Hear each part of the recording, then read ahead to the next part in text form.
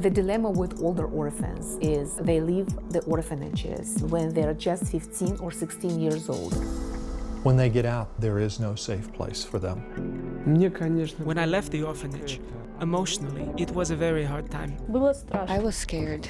I had no place to live, nobody, nothing.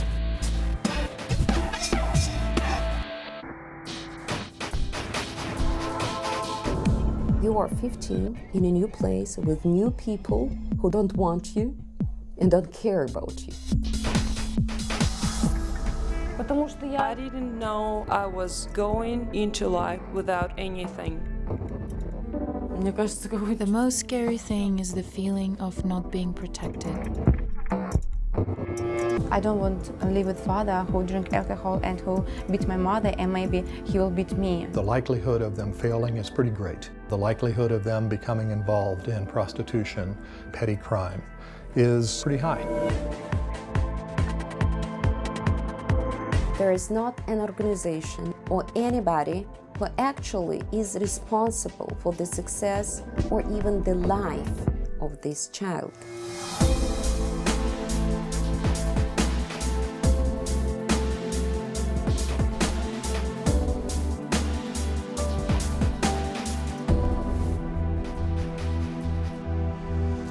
For orphanage kids like me, I feel emptiness. When you have to survive, you don't think about tomorrow, you think about today.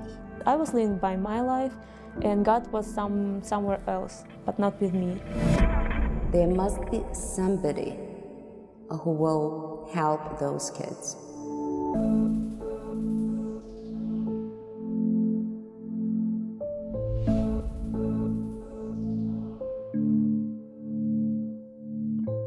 Orphan's Tree vision is to really deal with the needs of kids in today's Russia. Orphan's Tree is focused on helping older orphans become productive and successful.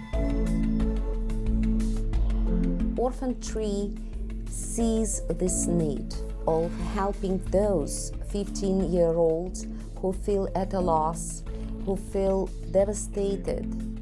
When they've been cared for and everything provided for them, it's so difficult for them to make decisions on their own. When the children are in that difficult situation, it is imperative that somebody steps in and helps them, and that's what Orphan's Tree does. One of the things that we're trying to provide for them are safety nets so that they can come to a ministry center, so that they can have relationships with people who can help guide them. Our workers provide counseling to these kids, help them learn healthy habits, get better education. We're working with young families.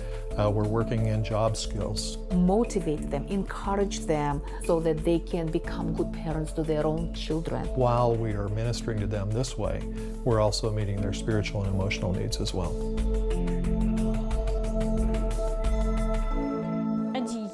They came and they brought blankets and clothes for my baby.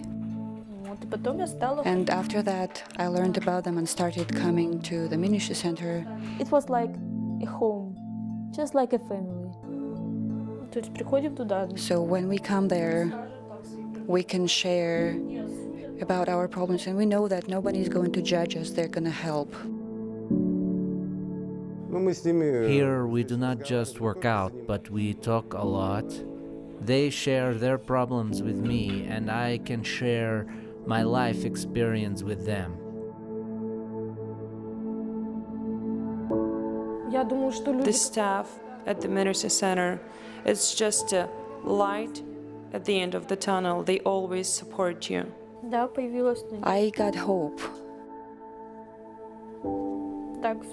Before that, I thought that no one cared about people like me.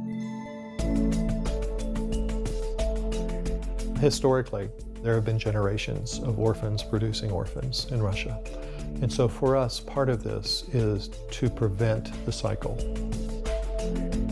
Orphan's Tree passion is to work with older orphans so that there are no little kids or orphans.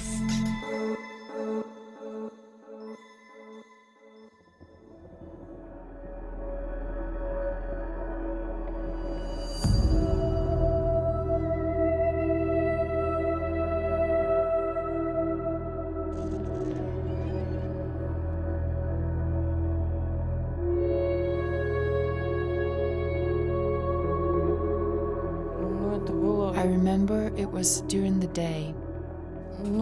My mother told me she was taking me to my grandmother's place.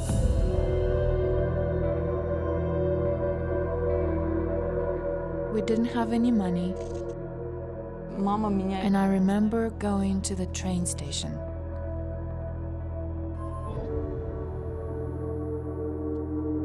I remember her saying, "Stay here, I will come back." But she never did. She never came back. Sveta was about 5 years old. She understands that she's not wanted. She's not important. But I do think the one thing that she knows is that I love her unconditionally. For me, George is the closest person to me in my life. I trust him, and I know that if anything bad happens to me, he will never leave me without help. Sveta's success in life may be that she's being a successful mother, a wonderful success story.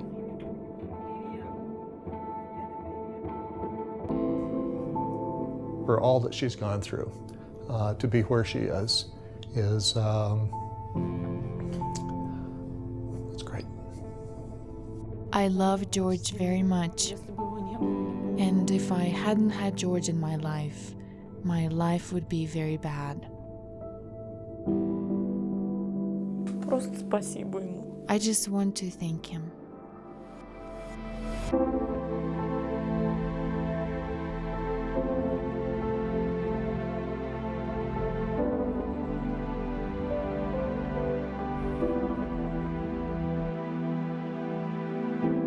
For me personally, this has been not just something that is a job, but really I believe it's been a call in my life. A call to say, minister to the orphans, provide the blessing of family. And so my life is committed to it. The biggest thing that drives me is the success of the kids. I love to see them succeed. And as those walls come down, and as they start to respond to love, to care, to God, an amazing thing happens.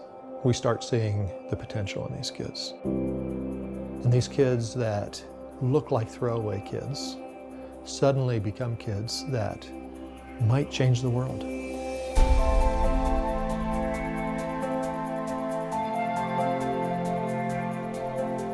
What we want is we desire to have people that are involved. We need other people to come alongside and work with us. Whether that's through going, whether that's through giving, whether that's through praying, we need people who understand this isn't an instant fix, that this is something that is going to be long-term. And for this, you need to have those instruments of God, those role models who can come and unconditionally, no matter, love you. The future is for orphans to do this work for other orphans. And I feel blessed when I see this happening. In future, I really want to help people, how one day help me. Now I can share my experience and just understand them. When I was young, I had a very bad life, and now I have a new life.